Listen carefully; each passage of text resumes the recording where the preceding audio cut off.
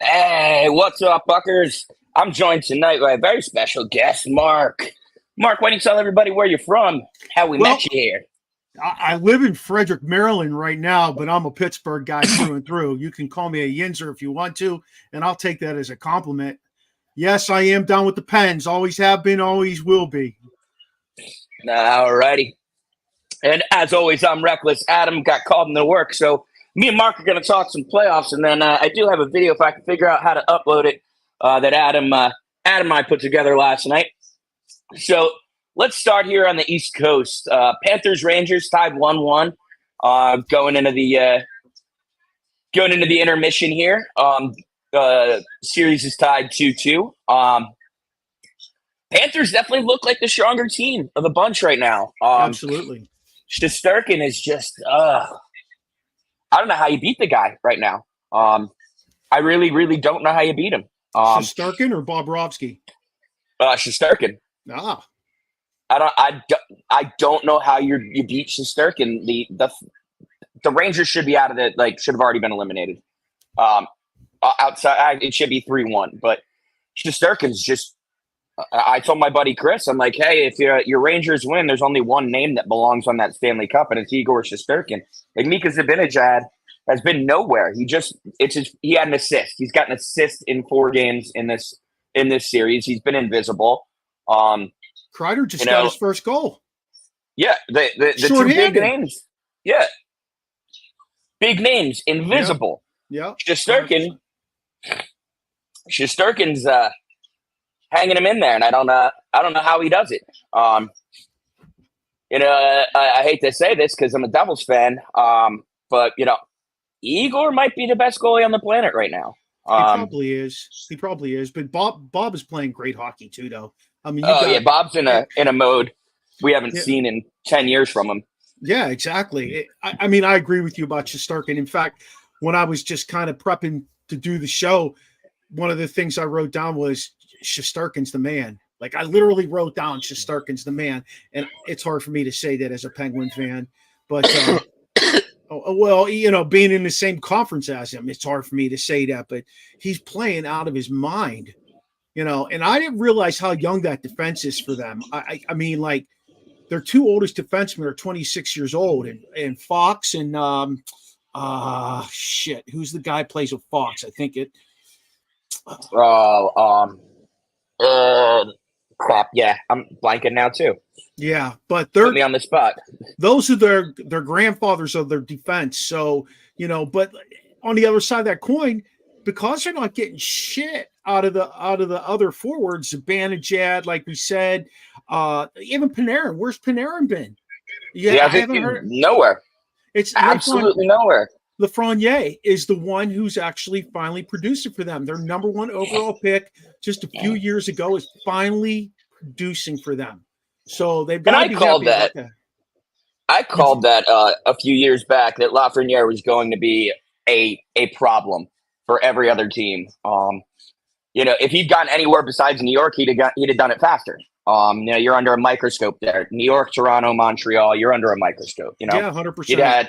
He'd have had better luck if he landed in Jersey, if he landed in Pittsburgh. Just thinking like that metro area. He'd have had he'd have been better faster. Philly's probably another hard one. You're kind of under a microscope no matter what sport you play in Philly. Yeah. And I live, I just was telling you, I live in Easton. I live literally the exact halfway point between New York City and Philadelphia. That must be fun. Well, it's really a strange dynamic here because it's, if you're on the New Jersey side of the bridge, which is about 1.2 miles from my house. Is that Peterborough? Yes, that is Phillipsburg. We got some comments here. Playoff hockey, scoring up and down the lineup. Hot goalies are a bad factor with scoring up and down. Here we go. There's one. Miller plays with Fox, Kevin said. Oh, that's right. Miller. Yep. And he's 24. 24? Yeah, something like that. Yeah, they're both young guys. It's insane. I think Fox is second only to Quinn Hughes as the best young defenseman in the league. Luke Hughes is on his way though. McCarr? I still think McCarr's on. You know, you got your Mount Rushmore, the young D men. Yeah, McCarr's up there, and so is Miro Heiskanen. But you know, Luke Hughes is hot on their heels. You see what he did at the IHF Worlds? No, I didn't. Third fastest speed recorded at the Men's World Championship by 19-year-old Luke Hughes. It was like 25 miles an hour. Like, it was ridiculous. I don't know what the hell their parents are feeding the Hughes boys, but my God, no, I'd like a little something. Give my kid because my kid's 14 playing hockey. Oh, nice. It's always a good sport to play. I played my whole life. Played all the way through college. I thoroughly love this sport. But back to you know, Panthers and Rangers here. I'm loving PK Subban's suit tonight. By the way, if you guys haven't turned the game on, he's got a killer 3-piece suit on. Also, I'm not understanding the shorthanded goals. Kreider's only scoring shorthanded. I mean, I know they did it to Carolina, shut down that power play. But is the Rangers penalty kill really this good, or are they getting the bounces? I kind of feel like they're getting the bounces because it wasn't this good. It really wasn't, and they were talking about how they had to tighten up, and that's what they've done. That's how they're getting some shorthanded goals. They tightened up, but it wasn't this good. I mean, their power play is on, you know, something to reckon with because they have so many top-notch guys that'll get in front of the net. But their penalty kill was not what it's showing up as right now. Well, I mean, their penalty kill. What did Carolina have? Went 1 for 19 or 1 for 20 in that series? The penalty kill obviously did good against Carolina. Carolina, granted, admittedly did not have a good power play all season long, but you know, 5% that's a little nuts. I can 1 out of every 5. I listen. I understand what it's like to see a 5% power play. I watched it for an 82 game season in Pittsburgh, so it was brutal. And Gensel should have been a difference for them when they grabbed Gensel because he went in there and made plays. You know, yeah, he did. He played well. I think they had him on the second unit, though. They didn't want to bust up the first unit. I don't know if they moved him toward the end of the series, but like he's a sniper from that perspective. He'll get in front of the net. He'll grind it out. You know, he'll go to the high slot. If memory serves, the way Carolina kind of did it is there wasn't really a number 1 or number 2 unit. It's whatever unit was playing hot that night got the lion's share of the minutes. But yeah, no, their entire power play disappeared that round, completely disappeared. And I know the Canes had a much harder first round matchup than the Rangers. For lack of a better phrase, Washington walked backwards into the playoffs. You know, everybody above them had to try to get themselves out of the playoffs for Washington to make themselves into the playoffs. And I made a joke about it on one of our early episodes. I was like, you know, the Rangers just got a first round bye.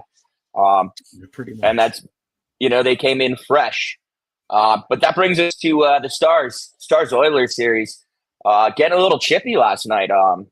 Toward the end there, you see Sagan throwing punches. Not a normal guy you expect to be tossing gloves in guys' faces. No, they got out of their rhythm, their structure of their offense, their structure, their defense. They got sucked into that world because the Oilers came out flying and they just scored. And that's the only way the Oilers, I feel like that's the only way they're going to beat them. Like they're going to have to outscore them early on because if Dallas wears them down, you know, really Dallas or Edmonton only has 4 guys that are scoring for them, to be honest. I mean, McDavid's starting to wake up, and that's bad news for everybody if McDavid wakes up.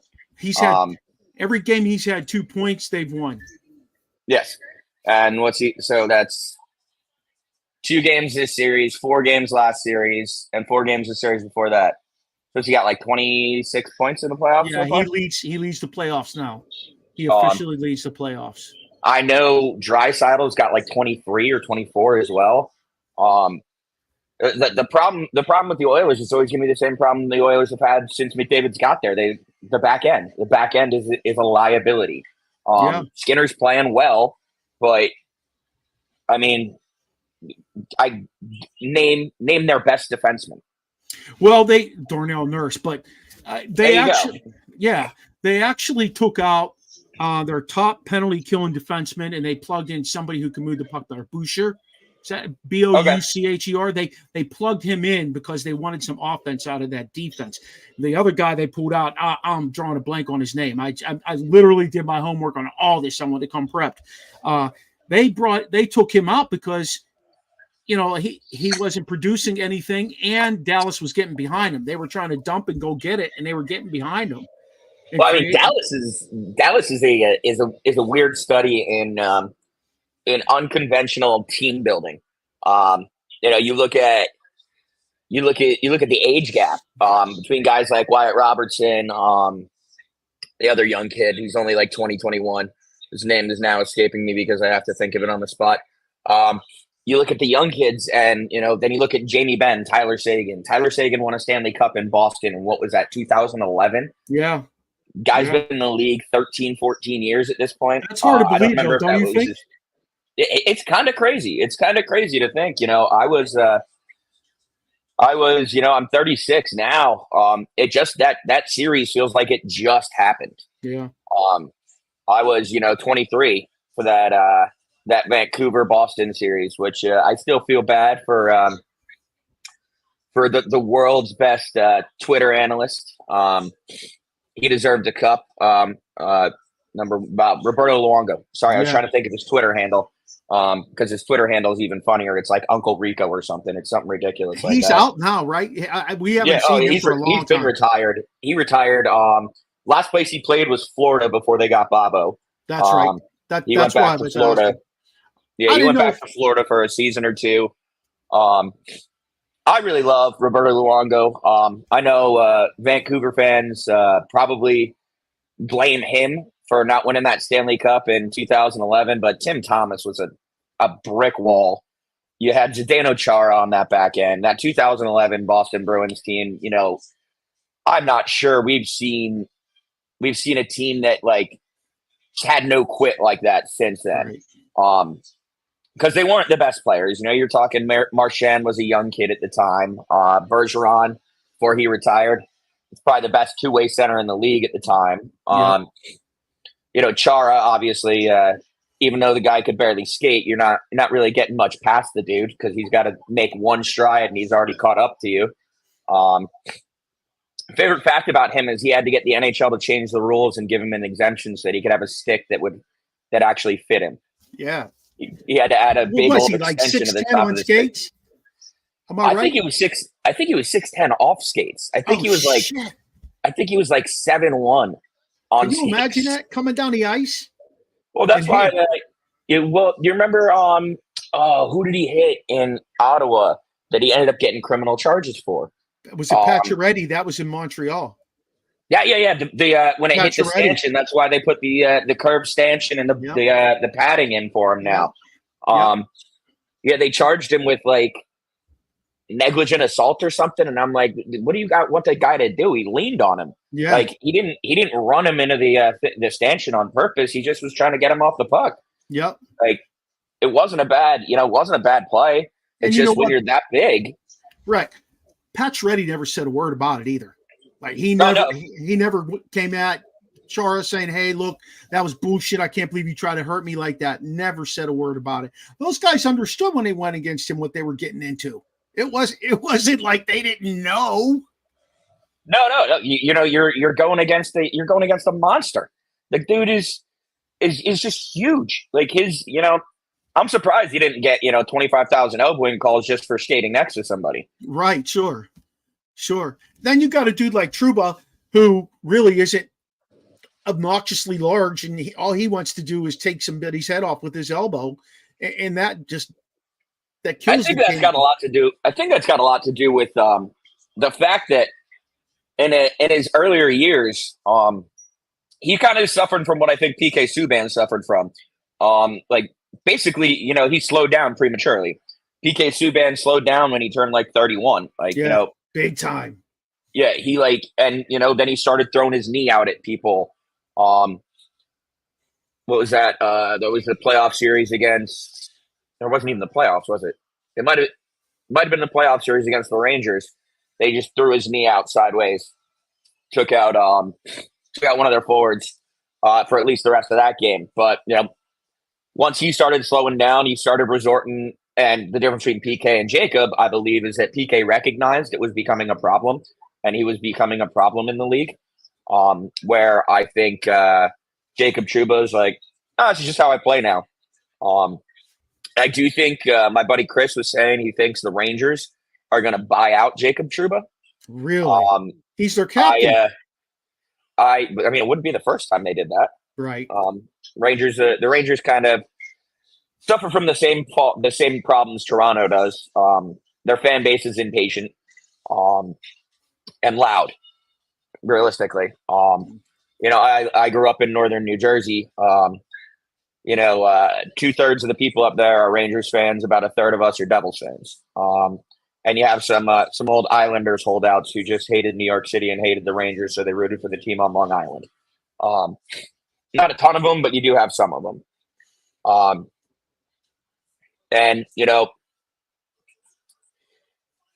The Rangers fan base is, even if you go on Twitter, you go on Facebook in this region, they're the loudest. The Flyers are probably second loudest, mostly because they'll punch you in the face. But they're loud, and I think that that leads to management being impatient. And so you see teams move on from guys really fast. Trouba, honestly, I just don't see how the Rangers keep him. I think my buddy Chris is wrong. I don't think it'll be a buyout. I think they'll find somebody who will take that. In a trade. Who will take him. I think it'll be a team that needs some grit to get over the top, because you got plenty of teams out there. Your Jersey Devils, they need that grit to get over the top. I feel that's my impression of them. That would be a perfect fit for them. If he goes to somebody like Philly, he just fits right in with the rest of the goons there. You know what I mean? Yeah. Like he's not a fit there. Another team we're talking about, that division, Carolina. They don't have any grit. Who's their tough ass? They don't have anybody that's going to. Brent Burns. He's 300 years old.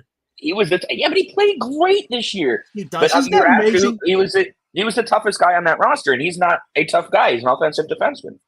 But I find it amazing that dudes hit like 35, 36, and they go to a whole nother level with their hockey playing. Like some of these guys they just take such good care of themselves today that they're going to be playing till they're in their early 40s. Well, I'll give your team some credit. Sidney Crosby, look at him. He's still top 10 player in the league without a doubt. I'd take him on the Devils tomorrow. He had an amazing year that nobody talked about. Nobody talked about the year he had. It was just unbelievable. If you go look at his numbers, it's unreal what he did. The rest of the team was the problem. Gino had a decent season, but he did. Gino's always going to have a decent season. You want to know when they changed? They changed when they got rid of Gensel, because they brought in I'm drawing a blank on his name, but I absolutely love him. He reminds me of Chris Kunitz. They got him from Carolina. He's a gritty son of a gun. They got him for 2 more years. Shit. I can't think of his name right now. I'm having brain fart. But when they got rid of Gensel and they brought – hey, Schmitty. I know Schmitty. Who was the dude we got when we traded Gensel that came into Pittsburgh and was really rocking that power play in front of the net? Schmitty will tell us. But, I know we're not talking about that. He says Bunting. Yeah. Yep, Bunting. Yep. There it is. Yep. Where you go, Schmitty? Dude, reckless. I was so shocked, because when they got rid of Gensel and what they got for him, I was like, wow, that doesn't feel like much. And then they start playing hockey. He merged with Crosby really well. Well, the real issue there is were you guys going to be able to afford a new contract for Jake Gensel? No, I just heard today. Check this out. I heard today Gensel wants something like $9 or $10 million for the next 9 years. And I did not realize this, but Gensel's getting ready to turn 30 years old going into next season. So can you imagine? I think league max that he can sign is 8 years. Yeah, that would be perfect for him. But still, can you imagine signing him to that contract at 30 years old? I'll give him 10 for 4. Yeah, you want 10? exactly. I'll give you 10 for 4. I'll give you 10 for 4. I'm not giving you 10 for 8. The cap's going up. somebody can absorb that. The cap's going up. I get it. But, we're talking about free agents now. He would not be one of the guys I'm targeting if I'm Pittsburgh. They were talking No. about, You guys got to get younger. Yeah, they were talking about them circling back to him. I'd take a guy like Reinhardt before I'd take Gensel back. Reinhardt's going to be a free agent, and he's only 28 years old. Oh, is he? Yeah, that's all he is. I could have sworn he was older than that. Wow.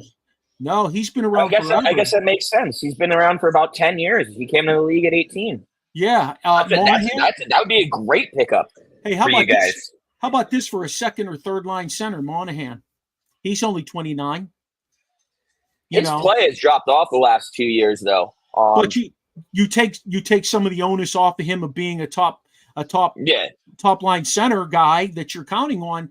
I mean, he's only 29. I mean, I was looking through this. Tyler Toffoli is a big one. Jake DeBrusk.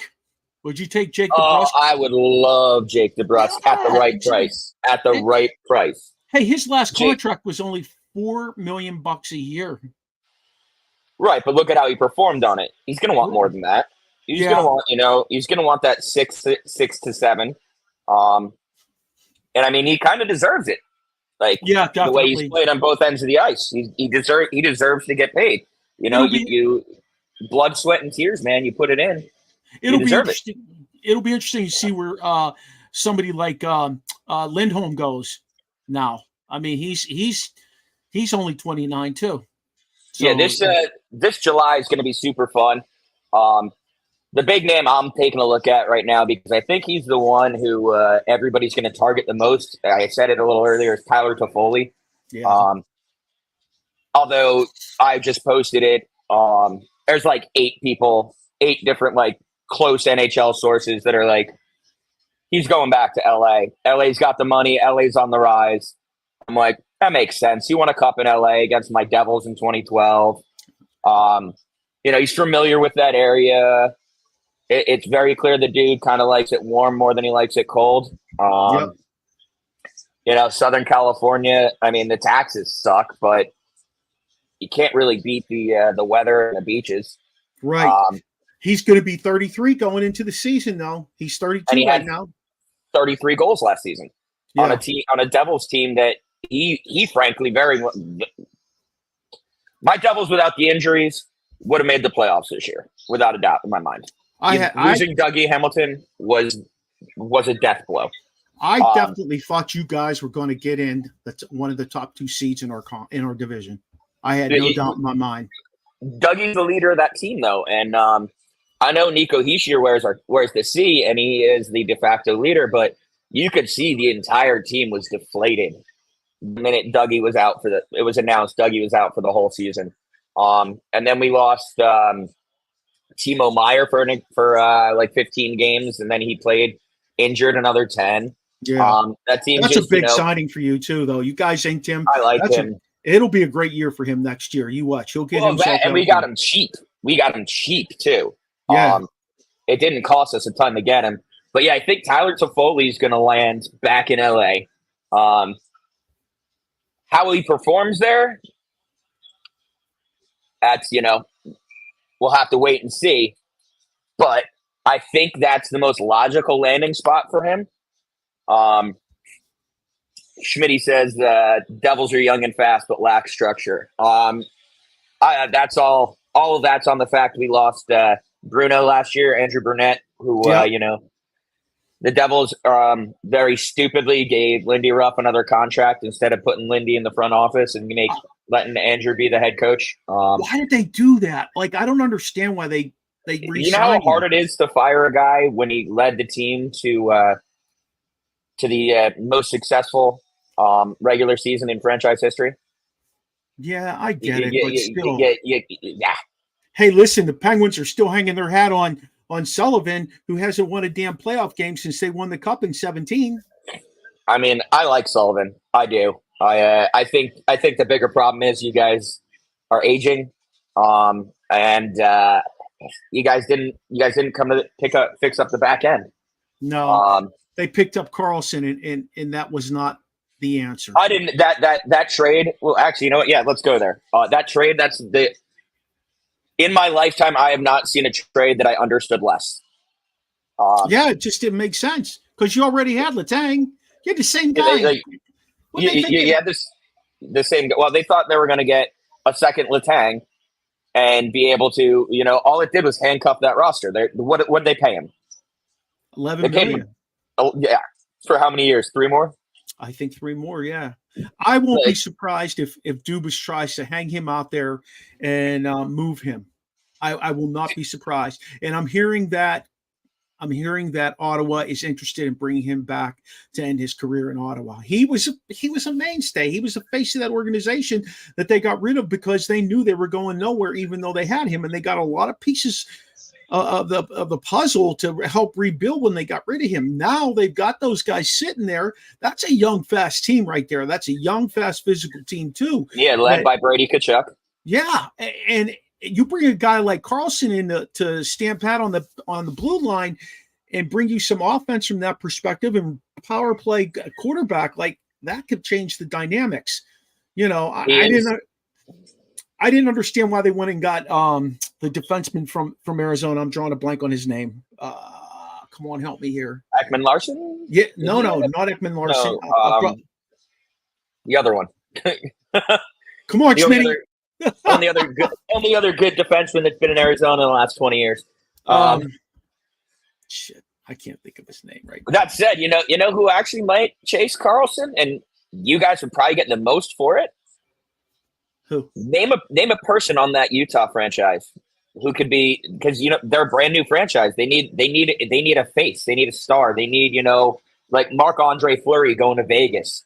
They need a face to put on a billboard that people are going to come see because they've seen him on ESPN. Oh, Mitch Marner's going to be that face. I mean, you agree. Yep, You agree. Mitch Marner's going to be that face. I said the most logical spot, but Mitch Marner has control here. He gave his 9 teams. I think the dark horse on this one is Vancouver, because Vancouver's young, win now, and has cap space. I think that is the dark horse to land Marner. But what can Vancouver give up without handcuffing themselves? Is the bigger question. Yeah, there's not a lot left. I mean, they win that Edmonton series if they don't lose Boeser. Yeah, Brock Besser. That's it. And that's the other thing.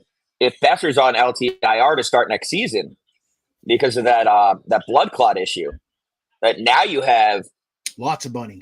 You got lots of money to spend. Yeah. In fact, if Besser's out, they might need to spend money just to get to the cap floor.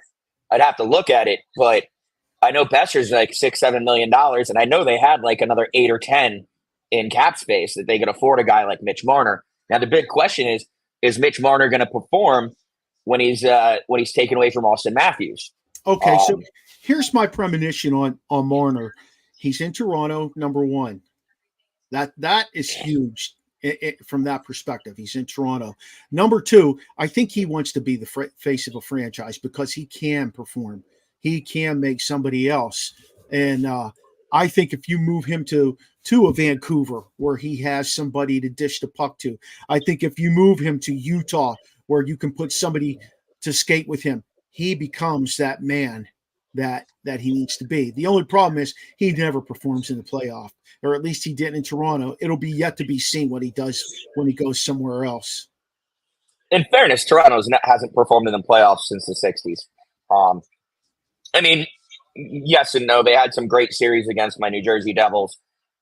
We came out on top, I think, 4 out of the 5 times they played in the playoffs when it was Ty Domi versus Scott Stevens.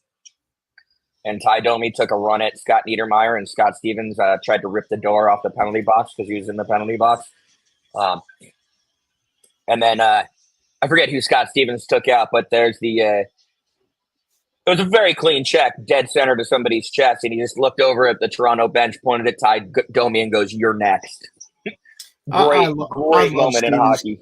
I love Stevens' game. He was so tough. I got a good story for you since you're a Devils fan. Back in the day, this is many, many thousands of moons ago, I used to collect autographs, and I was in my early 20s, still a single guy, just drinking beer and doing my thing.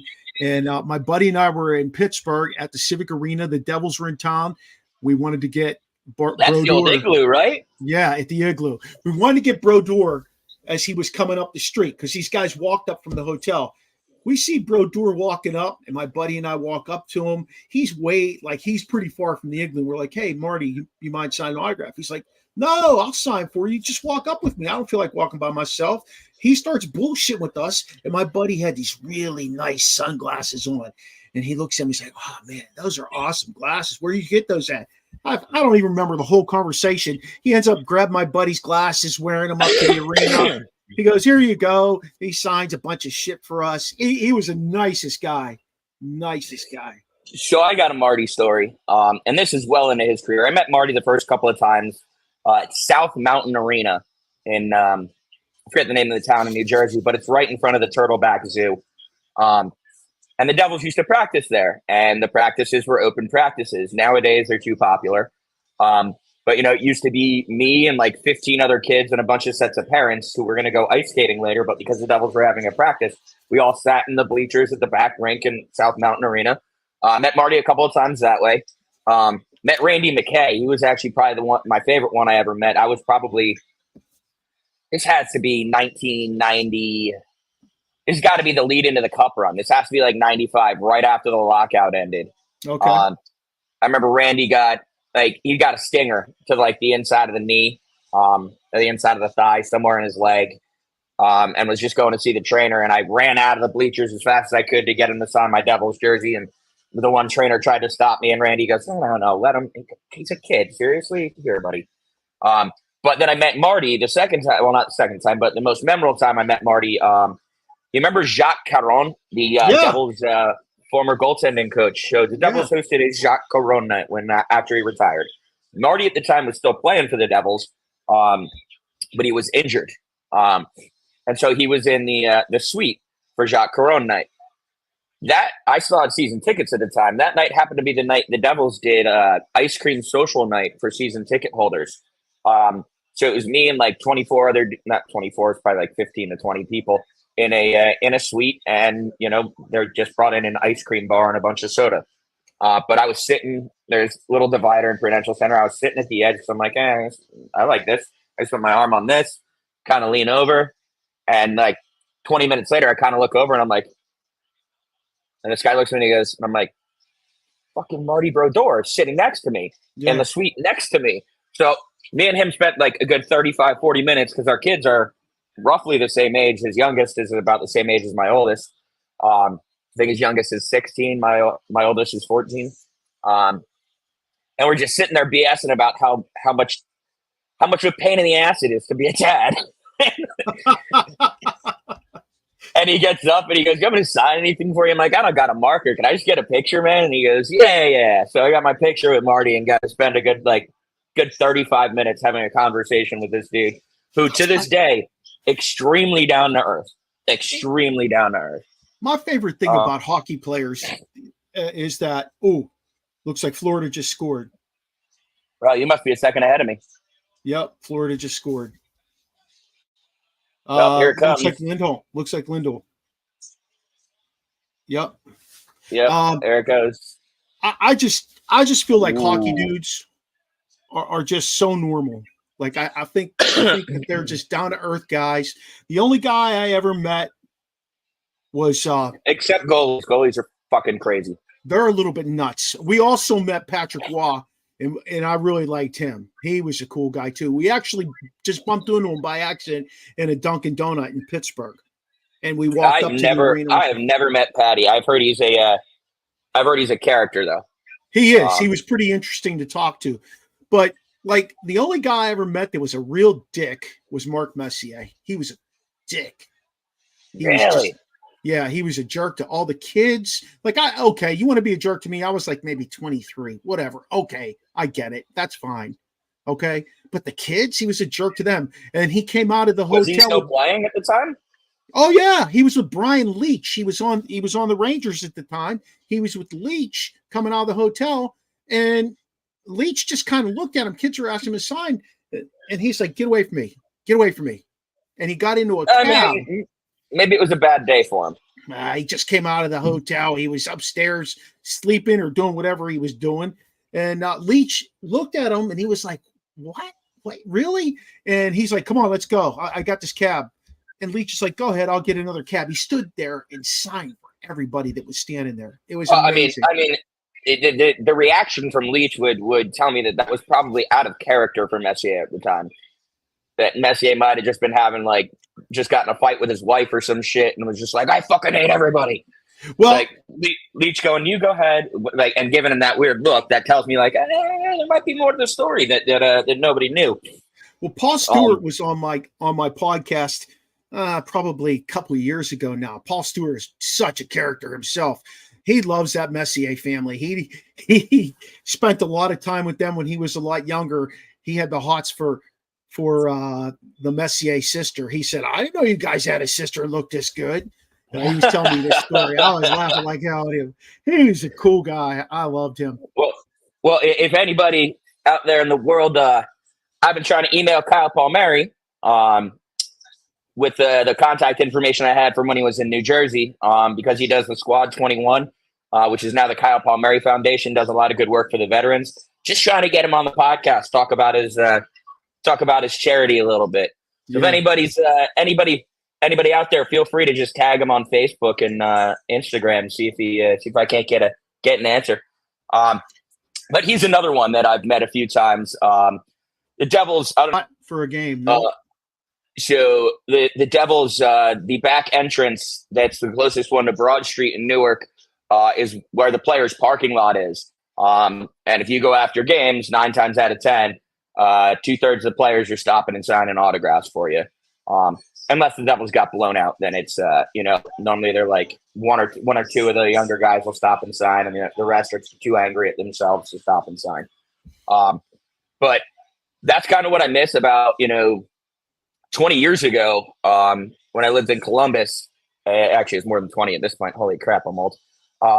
When the Blue Jackets first came to town, when I go visit my mom when she was living in Columbus, there was. Yeah, you could stand in the players' parking lot and they just walk right past you, like you were talking about the hotel in Pittsburgh. Those days are gone, obviously, for safety reasons. It makes sense. But yeah, no, hockey players in general have always been more accessible. Yes. But back to Marner, where else do you think he could land? So you're saying Utah is your number one. I think Utah definitely. Where else did I have? I had like 6 places that I wrote down. Let me see. The Blackhawks. All right. I think see the Blackhawks. What are they going to give up for him, though? I'm not sure. They need those draft picks to build around Bedard. Yeah. Or else they're going to be in the exact same position that the Oilers were in up until this year. How about the Blues? I like that one. It's a mid-major city. He won't have the exact same pressure that he has in Toronto. They don't have a lot of pieces there, though. So yeah, he'd be like you're being brought in as the beginning of us building back to that Craig Berube year where they won the cup. Yeah. What about the other one I brought up with Adam? Columbus was. I had that down. That was my next one. I had Columbus. They are not high on Johnny Hockey there. What you did? Did you see what has happened to his ability to score and produce any points? He's in Columbus. Yeah. Well, playing next to Matthew Tkachuk kind of helps your numbers a little bit. But he's playing, next to Patrick Laine. There's absolutely no reason he shouldn't be producing there. Right. I think, in all honesty, I think it's mental. I think he's not happy there. I think he thinks he made a mistake, which, Devils fans all called it. Like, hey, man, you kind of spurned us and went there. Like, you could have been playing with Jack Hughes, Nico Hischier, Jesper Bratt, Timo Meyer. Like, you could have Dougie Hamilton on the back end. And instead, you're playing with Patrick Laine, and that's about it because Columbus is, rebuilding yet again. Yeah, I know. And I wish the Blue Jackets nothing but the best. I love that city of Columbus. It's one of my favorite places I ever lived. I went to school at Ohio State. I love Columbus. But yeah, he him going to Philly or New Jersey would have been smarter for his career. You would have, outside of line, Columbus really doesn't have much there to help him. And they're not happy with him. Weren't they benching him throughout the year? He was sat down a few times, a few games where he, he looked disinterested in like just being there. Excuse me. I like Johnny Gaudreau. I think that he is, like a Marty St. Louis type player in the right situation. I just think he's extremely unhappy. That could be one, a piece headed back to Toronto, but how much is Toronto going to value Johnny Gaudreau in that contract right now? I think at the end of the day, Toronto needs to look at what they're missing besides skill guys that would push them over the top and beating someone like Boston, who just kind of outmuscles them at the end of the day. They haven't beat Boston in like 54 years, I think the stat was. Yeah, something crazy like that. I think they gotta realize that they need something a little different. You keep doing the same thing over and over again. That's a definition of being insane. You know what I'm saying? I think it's got a little bit more to do with they need a sports psychologist in there, because the minute Toronto faces Boston, even when they're get off my computer. Even when Toronto's significantly better than Boston, they can't get it done. They, like somehow Boston just has their number. It's I hate to put it this way, but it's like my Devils with the Carolina Hurricanes about 15 years ago. We couldn't get past them at all.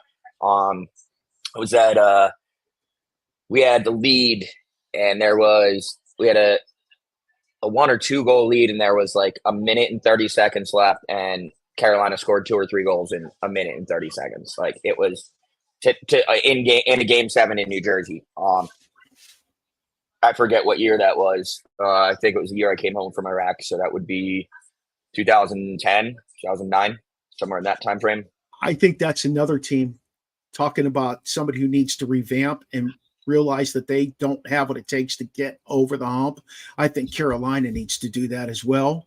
I think you're going to see a big change in Tampa. They got to do something. I agree there. I think aging. Stammer's gone. I think Stammer's gone. He's free agent. He's 34. Yeah, where he lands, it's gonna be a team that's win now. I'm sure he wants another ring. And more power to him. He's one of the greatest goal scorers to ever play the game. I'd like to see him, and because I think it would just be good for him personally. He's a Toronto born and raised kid, but he really likes not paying state income tax. So I'd like to see him go to Toronto on a sweetheart deal. Like, Steve, you've made about as much money as you can make doing the sport. Go home. Go play for your hometown team. If he doesn't go there, I think he's born and raised in Toronto, a Toronto suburb. I don't know which one. It might be Hamilton. I forget which one, but he's from he's like John Tavares, like slept in those Toronto bed sheets and Toronto Maple Leaf pajamas. You think he's Phantom Menace figurines behind him. You think he's the consolation prize if you don't get Marner in a trade? Stamkos? Yeah. If you're not able to land him, he's the one you chase. But again, my gut says he goes to Toronto, and he plays 2 more seasons in Toronto. I was just going to say 2-year deal, and then I think he calls it quits and moves back to Florida and is the official voice of the Tampa Bay Lightning. I think him and his wife love it down there. They're also able to be relatively anonymous in Tampa. Aren't all major athletes? Aren't all major athletes for the most part Marlins, Panthers, Tampa Bay Lightning. In Florida, yeah, I mean, the Orlando Magic is pretty popular. The Miami Heat are really popular. My mom lives in Sarasota, so I've gotten to go to 2 or 3 Lightning games in that building, and even the regular season games there—they're pretty packed. Believe it or not, you wouldn't really expect it, but yeah, like the last game I went to was like a Tuesday night game at like 7 p.m. and people were out. So the arena is right next to the waterfront in Tampa. And there's a really cool restaurant right next door. So if you ever get yourself down to Tampa, I highly recommend checking out a game. Where else do you get to watch hockey in 80-degree weather? Yeah, true. And the whole outside area packed with people drinking, having like the fan fest type of thing. I don't know if the Penguins do that, but the Devils do a big fan fest out in Championship Plaza in Newark when the weather gets nice out. But yeah, no, it was packed. Like the building was packed, and like honestly, for pardon the pun, it was pretty electric in there. I'll bet. I think that's a one of those teams and destinations people discount because it's not a traditional hockey market. Mm-hmm. I couldn't see him going to Miami. I couldn't see him playing for the Panthers. I mean, I'm sure everybody who's listening now has watched at least one of the Rangers-Panthers games in Florida and realized that there's more Rangers fans there than Panthers fans. But is what it is. They make it work. They make it work there, which is kind of funny. Most of their the profits come from the ownership of the building, and it's like the 3rd most popular concert venue in the country or on the planet or something. Oh, that's pretty interesting. They really don't need the Panthers to make a penny. Another team, I think, for Marner, Schmidt's saying Carolina. Their biggest issues, they don't have a clear number 1 guy. Lots of number 2s and 3s. That's fair, Schmidt. Better question here, though, is what are they going to give up? That and name the number 1 guy in the 1995 Devils or the 2000 Devils. There wasn't one. It was a team of, Patrick Elias. That's your number 1 guy. He wouldn't have been a number 1 guy on most rosters at the time. But the rest of the team was solid start to finish. And when you got Marty backstopping you, and Scott Stevens, Scott Niedermayer, Brian Rafalski was there in 2000. Bruce Driver was there in 95. Ken Danica was there for all 3. And you have those guys, and you don't ever have to worry about the defense. You're going to have some success. The back end. Another spot for Marner that I didn't think of, Nashville. Nashville's got cap space. Nashville's a fun city. Marner's, 28, 29, something like that. He's still pretty young. Yeah. So that might be, and the state income tax is basically nothing there. So, that might be an attractive spot for him. I'm just trying to figure out how he came up with 9 teams that he's willing to go to. Did he just like take a dartboard and throw darts at it? Well, it's fun in Nashville. I think I want to go there. They have some cash. They'll figure it out. You know what I mean? Right. Like you just said it. He's a kid, man. He's like 27, 28 years old. He's a kid. Yeah. Remember being 27, 28? I was drunk most of the time. It was like 10 years ago. Yeah. Well, I won't tell you how many years ago it was for me, brother. Pittsburgh, you guys don't have the cap space to pull that off. But you know what we have? Oh, that's it. Florida just scored again. Empty net goal. Does Florida go home and win this? I hope so. I'm tired of watching the Rangers in the playoffs. I did predict Florida in 6 when me and Adam first did our playoff predictions on this round. It's gonna be weird to see your boy Laviolette lose. Oh no, you guys were Bilesma. Laviolette was Philly. Yeah. Bilesma, speaking of which, first NHL coaching gig in what, 7-8 years now? Yeah, he was in Buffalo, and then that was it, right? He left. He got fired up in Buffalo, and he was coaching in the AHL. Yeah, out west at San Diego Gulls. Am I right? I think that was it. I think it was the Gulls. I don't follow the AHL as close as I should. The Devils do have some guys coming up through the AHL, mostly goalie prospects. With thank God. Also, my favorite stat of the Devils season is, had they gotten the league average goaltending, the estimate is they would have won 15 more games. Yeah, they got 85% save percentage. We don't even want to go down that lane because with Pittsburgh, the guy they brought in from Detroit, their third goalie in Detroit or whatever the hell he was. Oh, Coachella. You're right, Smitty. He's in Coachella. That's right. He lost to the Bears in the finals last season. Exactly. The Hershey Bears. Yeah. But the Penguins, they were playing some dude who was making $1 million because Tristan Jarry's brain is like scrambled eggs. Who was the other one you guys had a couple years ago that kind of took over for Fleury? Yeah. Whatever happened to him? I liked him. So he got traded to Toronto. And then, he got traded to Ottawa. And then he ended up in Toronto. So they tanked his career by sending him to the worst team in the league at the time. Okay. Yeah. And he went to Toronto, and he had a bunch of different issues that he set out. I want to say this year he played in Dallas. I want to say, I'm not 100% sure, as a backup maybe. I'm not 100% sure. He would have to be like the third guy there then, because Otto and the other one. Yeah, Ned was the guy.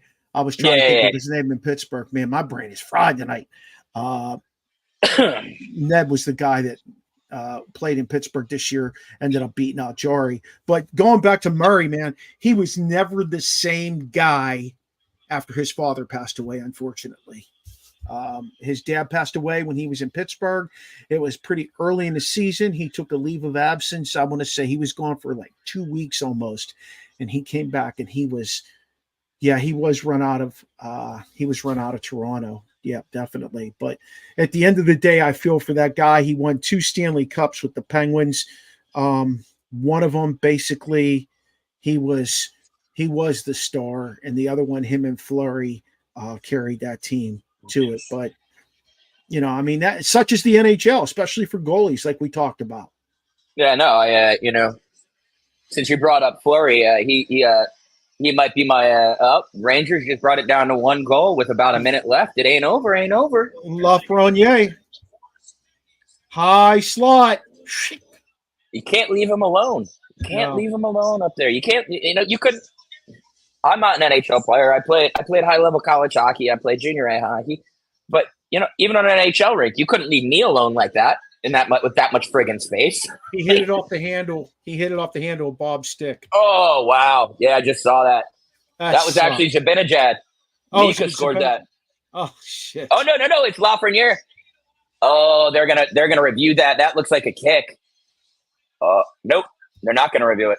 Nope, they dropped the puck already. Yep, deflected. Probably like they are. It'll get changed. Interesting. It'll get changed. That definitely hit off the inside a lot from your skate. But I mean, even like look at this game. Like Shesterkin's played well. They've peppered him, and like they're technically not out of it. I agree. Like they could, and they're not out of the series. They could turn around and win in 2 days, and then they're coming back to there. It is. Yep, nice. That's for all you kids out there watching. That is how you redirect the puck with your skate and don't get the goal called off. Yep, that was beautiful. Just his eyes little turn of the skate. Just a little turn of the skate. Beautiful, beautiful, beautiful redirection there. His eyes were somewhere else. That's how he wasn't using his skate. Yeah. What do you think about what do you think is going to happen the rest of the way for the Stars Oilers? I do think that the Stars will rebound when they go back to Dallas. Now, remember, Dallas has a last change. Dallas has home ice. I mean, they got to play 3 games. I would not be surprised. It's over. Florida won. I would not be surprised if it definitely goes 7 games. I like Dallas though. I'm sorry, I I like said Dallas. I said the same thing when me and Adam did our preview of this series. I was like, this seems to me like one of those games where the home team wins nearly every game, if not every game. I'll tell you what, Reckless. It's not the series that the NHL wants, though. The NHL wants to see the Rangers in Edmonton because they want McJesus against the biggest market, and that's not going to happen in hockey. No, I honestly don't think it will. I think the Rangers losing at home here. I think that kind of put one of the nails in the coffin for the Rangers. In all honesty, Zibanejad has disappeared. Panarin has disappeared. Adam Fox is skating on one leg. Kreider. Like Chris Kreider. Chris Kreider's been a bright spot, sort of. He's scoring some he's scoring some shorthanded goals. He's getting in people's heads. He's doing what he did 10, 15 years ago when he first came in the league. Actually, it shouldn't be 15 because he's only 31.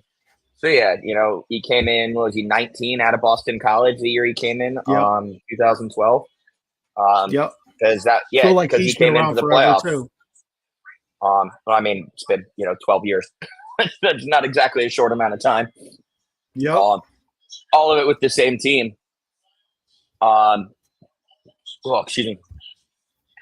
I think that we got to figure out before we go. I think there's 4 other teams that we got to figure out for Marner that are actually distinct possibilities. I don't think the Rangers on any planet are going to be able to afford him. Even if they dump Trouba, I think the Rangers are going to have to hold some salary. They can't buy him out. How about a team like San Jose? How about a team like San Jose or Anaheim? They have something to give up in Anaheim with Zegras. Right, but he'd be the only thing there. Do you think he's willing to go from, playing with Austin Matthews, being in the playoffs every season to go into a bottom feeder? I mean, it is Southern California. I mean, it is, it depends San Jose is the Bay Area. It depends what his MO is, my friend. It depends what his MO is. If he wants money, and I think he wants to win. I think he wants to win. He's going to have to. He's going to have to make some consolations. Then he's going to have to be willing to put himself in a position where he can, maybe restructure so that he can get under somebody's cap of a winner. Most winners. NHL restructuring really doesn't happen very often. No, I honestly couldn't tell you the last time I saw an NHL contract restructured at I'm 36. I can't think of outside of Marty Brodeur and Scott Niedermayer taking deals for less than they were worth when their contracts ran out. I can't think of anything the NFL, you get guys restructure every season all the time. I can't think in the NHL. The only way I see him ending up on the Rangers is if the Rangers move on from Capo Caco and somebody else, one of those young defensemen. That's what's going to have to attract Toronto. Because then you get some goal scoring back with Caco and you get somebody on the back end, which, let's face it, Toronto always needs somebody on the back end. They really. Yeah, I know. Morgan Riley can't do it all by himself. No. I like the San Jose thought. LA might have enough money to bring in a guy like Marner if LA loses out on a guy like Toffoli. Who knows? Maybe they figure out a way to fit them both under the cap. How about Calgary? That's a young and up and comer. They did outperform expectations this year. I will give them that. That's still not. I could see it. I could see him maybe being willing to go to Calgary, but that's a big jump, man. Going from Toronto, the New York City of the Great White North, to Cattle Town. The thing is he willing to stay Does he want to stay in the Eastern Conference? Does he want to move to the Western Conference? That's the other piece. You know, it's a crapshoot with him right now because there's going to be so many pieces of the puzzle that move when free agency hits. It's not just going to be about some of these guys we talked about in free agency. I think you're going to see some trades. I think you're going to see some teams that were in the playoffs do 3-for-3 deals, 1-for-2 deals, just do some movement to change the dynamics and the chemistry of their teams because they can't get over the top. They're not going to change a core guy, but I think you'll see some guys who are fringe players get moved on and try and change the dynamics of a team like Carolina or somebody like that. See, I am not a huge fan of just we didn't get it this year. We need to move on from things. I think Toronto's being I thought firing Sheldon Keefe was stupid. Guy's been there 3 years. He didn't win you a cup, so he's fired. He's your guy now, though. He's your guy now. You should be happy. I'm happy about it. Absolutely. I'm just saying it didn't make a ton of sense for Toronto to do what they did. You know, Toronto, until, at least in my opinion, until Toronto learns to have 1 ounce of patience, they're going to struggle and struggle hard to overcome and get over that hump and end that cupless drought. Also, Ashton, if you're still watching, I told you Mavs in 5. What's the score? Is it over? Oh, it's over. It just ended 124 Dallas, 103 Minnesota. Yeah, all you have to do is see who I think it was Charles Barkley, maybe. Whoever he picked, the opposite team won every game. I think it was Charles Barkley. Every game. That's I funny. just heard it today. Yep. The round mound of rebounds. Yep, that's him. But yeah, you know, Marner, 9 teams, that's a lot. That's a lot of teams. And also for his agent to put it out there, Toronto must have said something that pissed Marner off to no end. And just basically was like, all right, then trade me. And maybe it was the firing of Sheldon Keefe. He, Sheldon Keefe seemed to have those guys buzzing all year. And they just ran into, sometimes beating your biggest rival is not the easiest thing on the planet to do. And, you run into Boston, who you haven't beat since the 60s. In the playoffs, you haven't beat them since the 60s. Everybody's going to get in their heads on that. It's the big rivalry matchup. Everybody's going to be thinking, overthinking, sad to see Austin Matthews suffer through all that. Also sad to see the Phoenix Coyotes leave, so we never get to see Austin Matthews get to go home to Phoenix, Arizona, of all places. Right. But I think Utah, Vancouver are attractive for Marner. Look, what's his cap hit? I'll look it up real quick, actually, because that's going to be a big factor. It's 9 or 10, I believe. I think.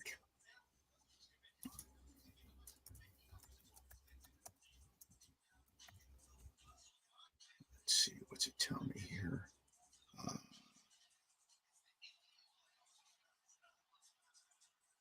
Also, RIP Cap Geek. $8 million. Yeah. That's too wait, no, holy crap. No, holy 10-9. He's almost $11 million. $11 million. Holy crap. Yep. When's that run out? All right. So you're getting him for a year. That's it. Yeah, you're getting him from a year. You better be going over the top in that year you have him, because he's going to go out and demand more money. Well, I think that kind of plays to whoever trades for him, plays into their hand. Like, hey, this guy's only under contract for a year. Like, I'm not giving you two first round picks and a roster player for a guy who's going to be out of, could just leave. Oh, and by the way, how about eating some of this money? I mean, exactly. Yeah. By the way, since, you made it public, you're moving on from him, you're going to eat some of this salary. Yeah. Which could be, reckless. At the end of the day, it could be a 3-way trade too. That's how Pittsburgh got That's how that Pittsburgh got Carlson. but without Phoenix there, who else is going to weaponize, like just take somebody's cap hit for draft picks? There's no other team that I think is far enough away from the playoffs. And Utah is going to be in, we want to win, we're a new team. They're not going to be willing to do what Phoenix did and Arizona did for all those years, which was, take everybody's cap hit, but not have to pay any real money so that they could get to the cap floor. Because, when you only have 3,500 seats in a building, kind of hard to make any money. Are we forgetting about a couple of teams here that are newest to the league? Vegas and Seattle. Could he end up on one of those teams? Vegas doesn't have any cap space right now. So unless that's why Riley Smith went to Pittsburgh. So if you see maybe like a Mark Stone, deciding to hang him up. He's been injured a lot the last couple of years. His back isn't holding up. I'm sure he's going to want to be able to pick his kids up over the next 5 years. So I wouldn't be surprised to see Mark Stone just hang him up. He's had a great NHL career. He's got himself, a cup. If he retires, I could see it. Mitch Marner and Jack Eichel does sound like a very intriguing 1-2 punch. That would be, definitely something fun to watch. Absolutely. Outside of that, Seattle, maybe they got the space up there. Is Ronnie Francis still running that team up there? Yes, he is. I think that might be the guy who could convince Mitch Marner in a conversation. Like if Seattle wasn't on Mitch's, 9-team list, I think if there was one GM in the league who I wanted Ronnie Francis in New Jersey. He killed us all the damn time when he was in Carolina. He won 2 cups with you guys, right? In the 93, 90 or 92, 93 or 91, 92. 91, 92. And he's just, he was a fantastic hockey player. First off, we'll start there. And just what he's been able to do, Vegas kind of set the mold, and then the NHL went, hey, we made you guys way too good, way too fast. We're going to back off on how we're doing this the next time. So I think if there's anybody who could convince Mitch Marner to go to Seattle, where Seattle's not a bad team, they're not a great team. They're not like knocking on the door yet, but they're going to be a bubble team for the next couple of years. Bringing a guy like Marner in kind of maybe puts you a little bit over that bubble. Absolutely. Maybe that puts you into like your 6th seed, and it's the playoffs, man. You never know what happens. Teams get hot. Look at, the 2012 Kings. They were the 8th seed in the West, and they just ran roughshod.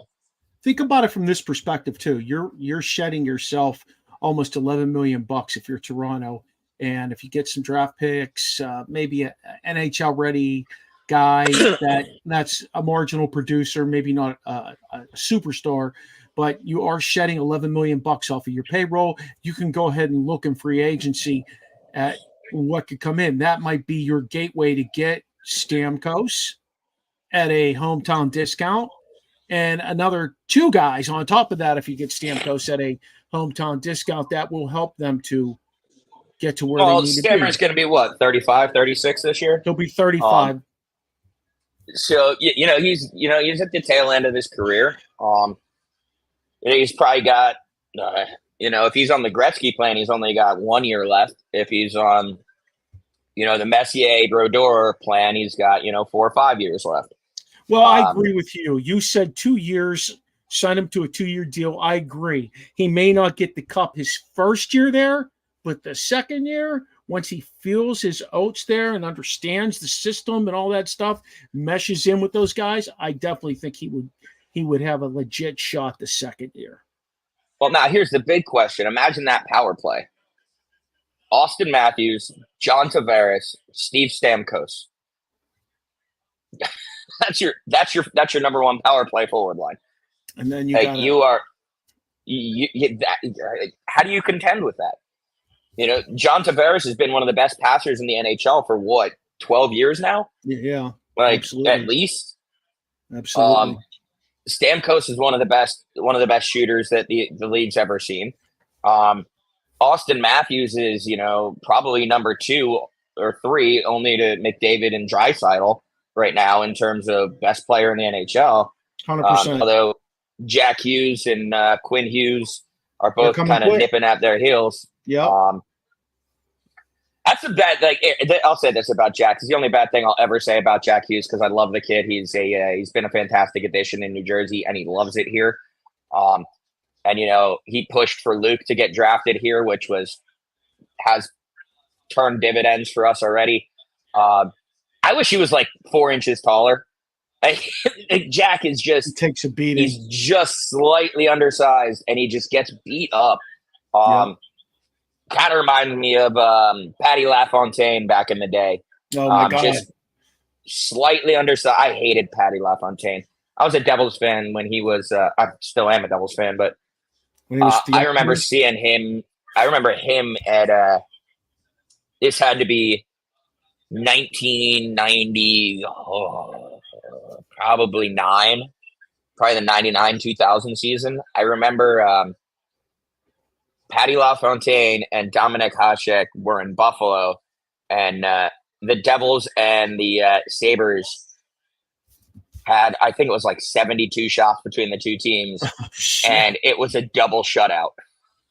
Wow. It was like the most insane double shutout in NHL history. It was something crazy like that. Hasek and Marty both just were like, nobody's scoring. But Pat LaFontaine, every time he touched the puck against my Devils, I'm like, damn it, this guy's going to put it in the net. He was magical, man. He was definitely magical. And for such a small dude, that's who, Jack Hughes kind of reminds me of someone like a Pat LaFontaine. He's not a Marty St. Louis because he doesn't stay as healthy as Marty did. Right. St. Louis, for some reason, managed to be the tiniest dude on the ice and never get hurt. I don't get it. But both guys, I thoroughly enjoy watching. But so we got, what are the teams we've landed on? I think we need one more team that Marner could have put on that list. And I think we got to look to teams that, and this was actually brought up on, I forget who brought it up on one of the NHL shows. Begs the question of, should the salary cap be different for teams that play in states that have no state income tax? Should the salary cap be lower for them? Because effectively the salary cap is higher if you're in a state with no income tax. That's never going to happen. I can't see it happening. It makes sense. Though. It all makes sense, but they're never going to do that. I can't see it. No, that's why, teams like the Devils have a problem bringing players in. The Islanders have problems. I got your team. I got your team, Reckless. Buffalo Sabres. No shot. Why is that? Oh, because no one wants to play for Lindy Ruff anymore. I don't think. I mean, who else do they have up there? There's nothing up there in Buffalo in terms of what they got. And you really think Toronto is going to trade him like directly across the river? Right across the bridge. Hey, go ahead, go play for them. Yeah, you think they're just going to just put his equipment on a cart and just shove it down the bridge and let him go hang out, right across the river? No way. Nah. Detroit, I like though. I like Detroit. I like Chicago. That's a good thought. Detroit is a good thought. We didn't bring that one up. Detroit's up and coming. They're going to have the money. Unfortunately, I think I don't know what Marner's next contract looks like. I'm kind of afraid to even speculate. His year next year will dictate his next contract. They won't look. He turns around. He turns around and scores 40 goals next year. You give him 12 a year? Like, he's young enough. He could still even get better than this. He's got to get somewhere in the playoffs, so he can't do another first round exit. He's got to show up and do something. He's only 27. He's only going to get, the next 2 years are going to be what decides the fate of the rest of his career. Um, beautiful bearded bastards. I love it. Um, the other thing I want to mention before I let you go here and attempt to figure out how to get Adam's video to play, unless you have to just share it. Zach Parise, what a career that guy has had. As Devils fans, we were a little bit pissed at him.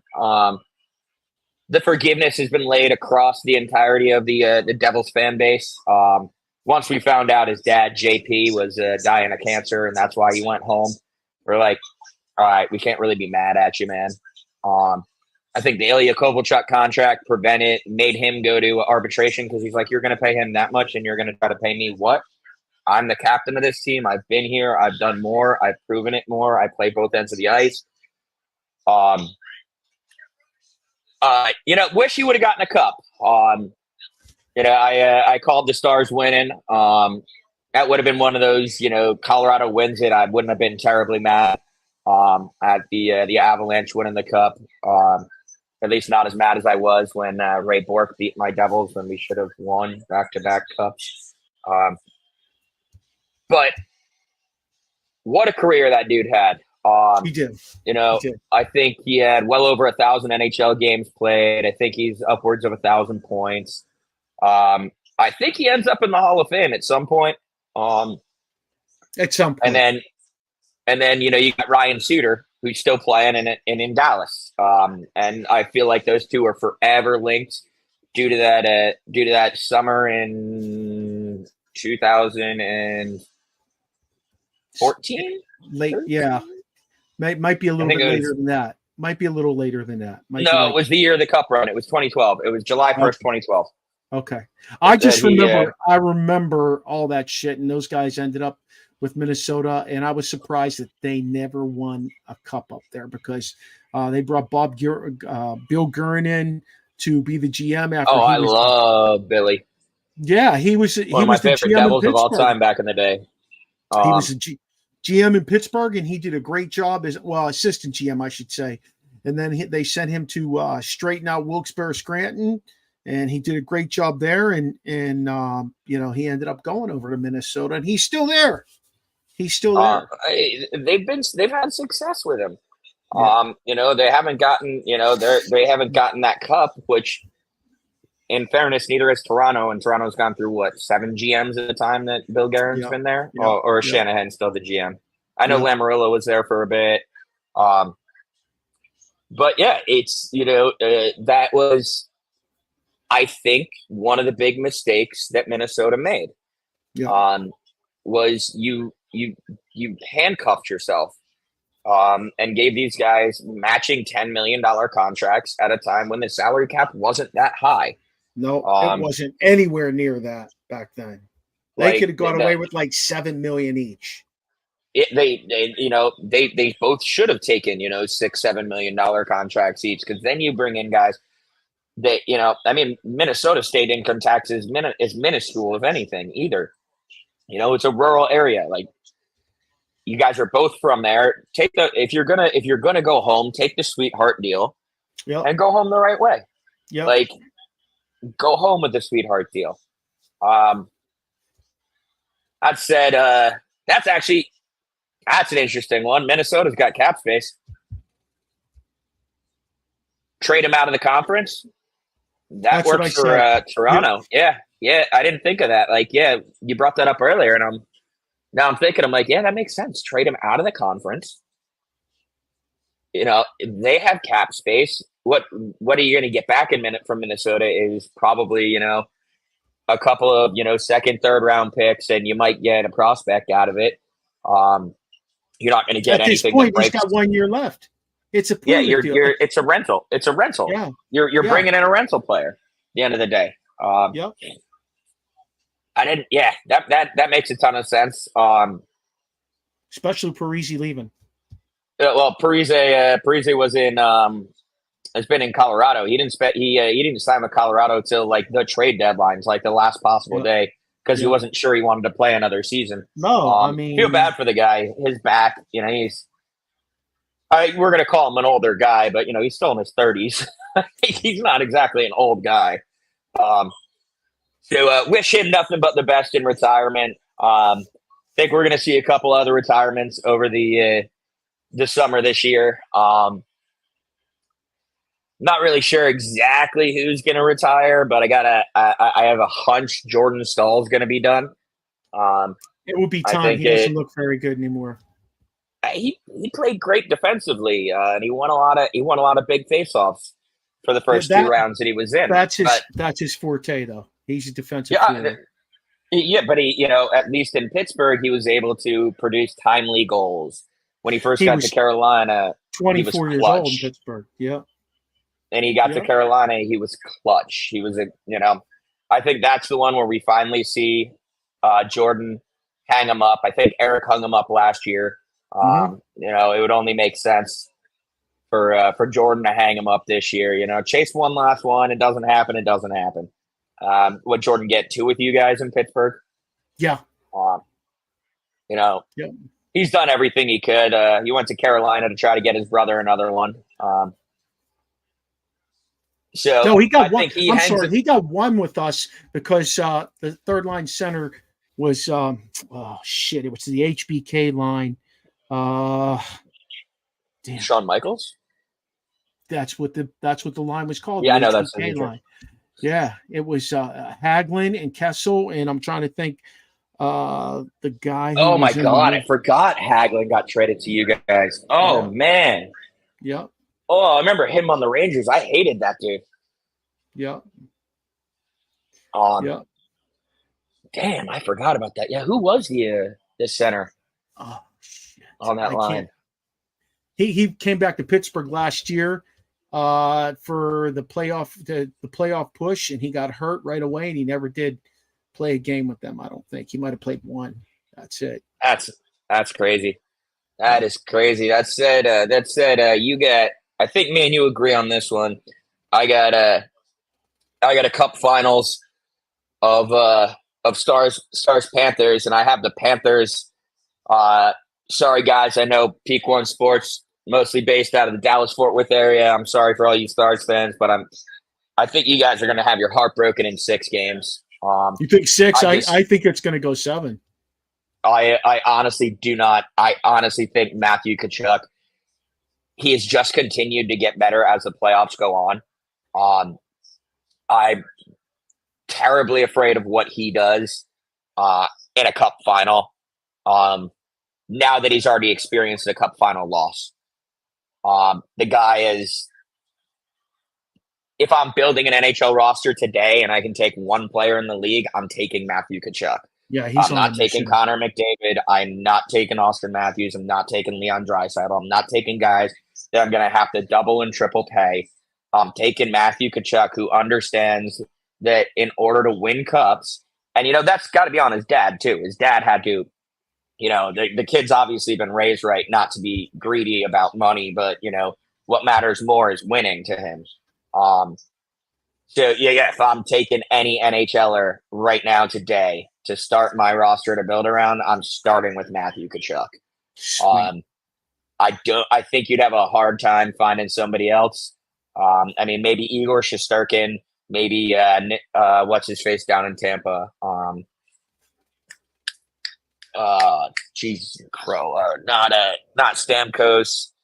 Andre Vasilevsky or the other forward in Tampa, the one who Nikita Kucherov. Kucherov. Yep. Yeah, no, that's all for another show, Reckless. I got to teach you. That is. Oh crap! That's right. You are a teacher, man. Thanks for joining me. I'm gonna let you run. I will pop you off the stage, and I'm gonna try to figure out how to upload. We got a video that I recorded last night with me and Adam while Adam hung out in his car. So, hey, Mark, where can everybody find you? Where's your podcast? Okay, I'm the Original Sports Podcast with Mark Maraday. You can find me on. We drop every Thursday, audio and video, but we shoot live on Tuesday nights. You can find us on YouTube, Facebook, Twitch. We're on X. We're everywhere now. And you can also watch us on Roku. We're on Elite Sports and Entertainment Network. We're on Roku on Tuesday nights from 9 to 10. So, You can find us just about anywhere.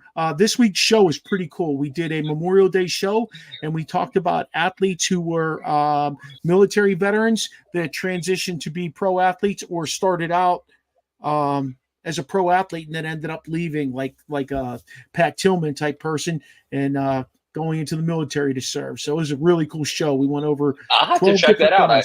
Yeah, it was a really check cool that show. out. I have Roku. I'm actually that's what I was watching the hockey game on. But that said, I'm also a veteran. My buddy Dan from Peak One's a veteran. One of my favorite NFLers of all time. Played for. I see you got is that a Heinz Ward jersey back there? That's actually Rocky Blyer jersey. Okay. Alex Villanueva. Since you're bringing up veteran players, probably the best veteran player outside of Roger Staubach.